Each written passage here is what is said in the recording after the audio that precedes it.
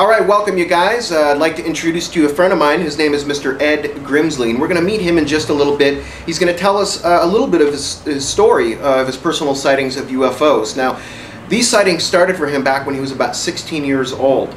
And currently to this day, he's still capturing objects through the use of a very unique way, using night vision goggles. Now, I've got a pair right here. I actually was fortunate enough. I work also with Jose Escamilla, and the three of us went out one night and got to use these goggles firsthand. And let me tell you, this is the real deal. If you really want to see what's going on up there in the sky, if you really want to have that extra pair of eyes, this is the way to do it, and it's absolutely amazing. So Ed's got a story of his sightings of UFOs, so let's welcome Ed Grimsley.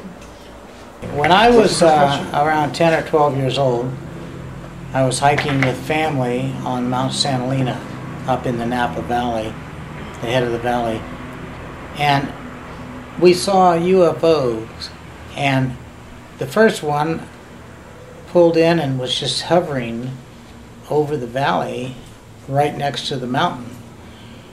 And my family said, "Oh, a flying saucer," and I looked up through my little binoculars that I had and could see it just as good as could be. And another one pulled up right beside of it and then moved around slightly behind it. And they sat there for probably 30 seconds or so, and then they both just whoosh, and away they went, so fast that you couldn't see them leaving. And so I knew at a young age that there were UFOs, and that my whole family and I had saw what we saw, and that was it.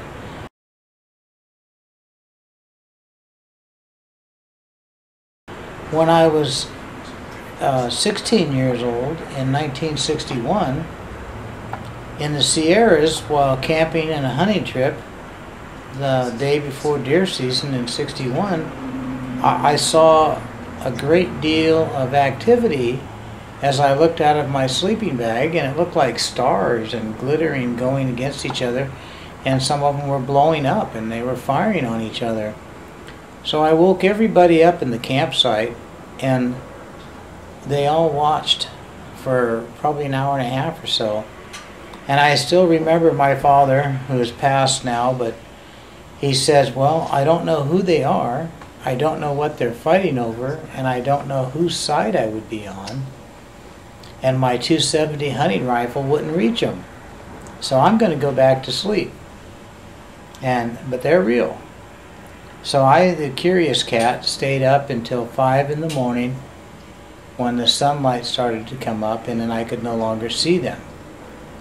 So then again, I knew that they existed and that they fought with each other, and that there was a battle where all through that whole night it encompassed probably half the earth, because I had watched them for probably 7 or 8 hours through the whole night. And when daylight came, I could no longer see them. And I had counted near 45 kills, and battle procedures and how they maneuvered and how they would circle, how they made head-on runs. And at 16 years old, that was quite a bit to swallow, and I did not believe that I would run into a problem by just trying to tell people the truth. Well, I was wrong. I'd tell people the truth and tell them what I saw. Even my class in high school, my science class, I told the class what I had saw, and got a lot of laughter, and the teacher laughed and everybody else. So I, being a hothead, I got up and walked out of class and told them what they could do with their entertainment.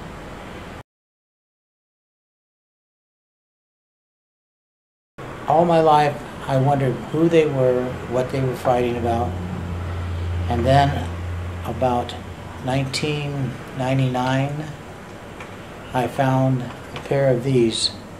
These are MP7 night visions.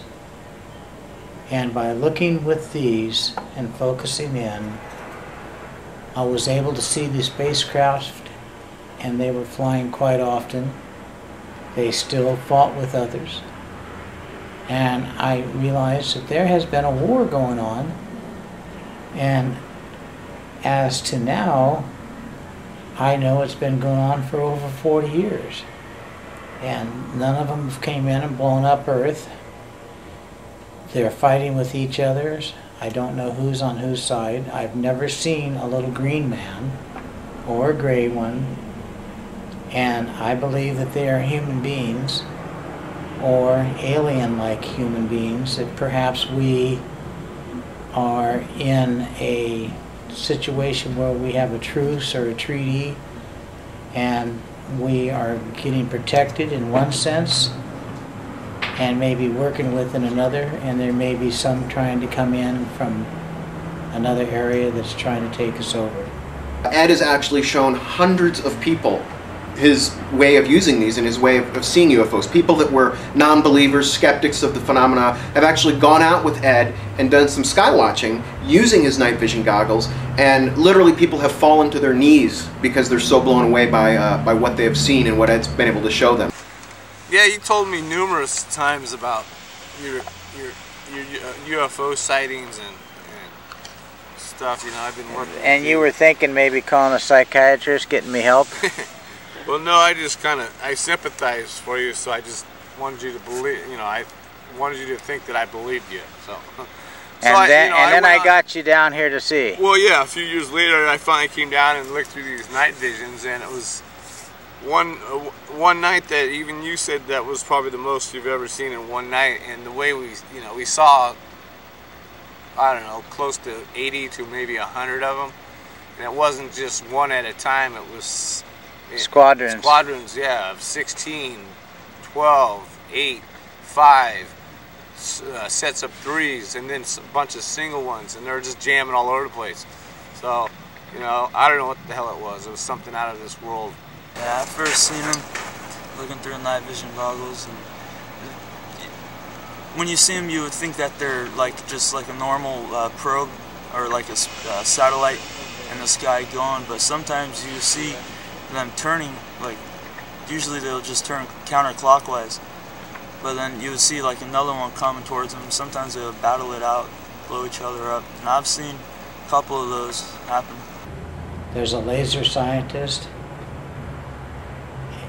Carl, if I can say his name right, Carl Ostman, that was 5 delta-shaped fighter craft that were probably around 80 to 100 miles up. And he got to see them, and they are extremely fast. And he got to view them flying, turning the corners, and basically changing directions. And as he dropped to his knees and said, "Thank God, I know they're real now." And Carl would be a witness to this. He's worked on Lawrence Livermore's labs of Star Wars and things like that. And he's no dummy. He knows what he saw was real. It was one time at your house, and that was the night we saw a lot. We saw, you know, more than I even wanted, you know. It was scary for me, and it was confusing, and it was something that I didn't have an answer for. I had no explanation. I talked about it for a while, and then finally tried to put it behind me. But now Ed wants to bring it back out. Now I'm going to be freaky. I want to say that Ed Grimsley and I were on the Bob Oliver radio show out of Monterey, California, and Bob Oliver invited a bunch of people to come out with Ed and himself and go out and view through these night vision goggles and you know, the scopes, and look for these UFOs that were up there. It was my opportunity